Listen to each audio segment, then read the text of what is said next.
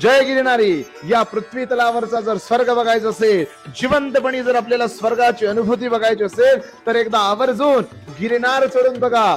दत्तप्रभूंचं महान क्षेत्र, ज्या क्षेत्रावर त्रिभुवनाचे पालक, त्रिभुवनाचे आराध्य, त्राते दाते संहार करते श्री दत्त महाराज ज्या ठिकाणी अखंड वास करतात, ते महान क्षेत्र म्हणजे दत्तप्रभूंचं गिरनार. लक्षात घ्या, अनेक संतांच्या पदस्पर्शानं, अनेक महात्म्यांच्या, सिद्धोगांच्या, पुण्यात्म्यांच्या पदस्पर्शानं पावन झाली ती भूमी आहे. ज्या ठिकाणी त्रिभुवनाचे पालक अखंड निवास करतात, त्या ठिकाणी स्वर्गाची अनुभूती होते. थकलेल्या पावलांनी, दमलेल्या श्वासांनी जेव्हा आपण त्या 10,000 पायऱ्या चढून वर जातो आणि आपली नजर त्या दत्त प्रभूंच्या चरण कमलांवर पडते, तेव्हा आपल्याला साक्षात दत्ताविष्कार होतो, स्वर्गाची अनुभूती होते. आता ह्याच्या पलीकडे मला काही अपेक्षा नाही, आता ह्याच्या पलीकडे मला काय बघायचे नाही. अनेक संतांनी, अनेक महंतांनी त्या गिरनारच्या पायऱ्या चढल्या हो. प्रत्येक वेगवेगळ्या रूपानं, लहानग्याच्या, सहानग्याच्या, मोठ्याच्या, थोरा मोठ्याच्या, प्रत्येक रूपानं, अक्षरशः प्राणीमात्रांच्या रूपानं सुद्धा आपल्याला दत्त महाराज गिरनार चढत असताना अनुभूती देतात. ही अनुभूती अनुभवा,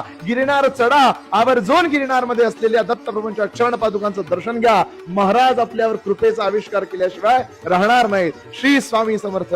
जय गिरनारी.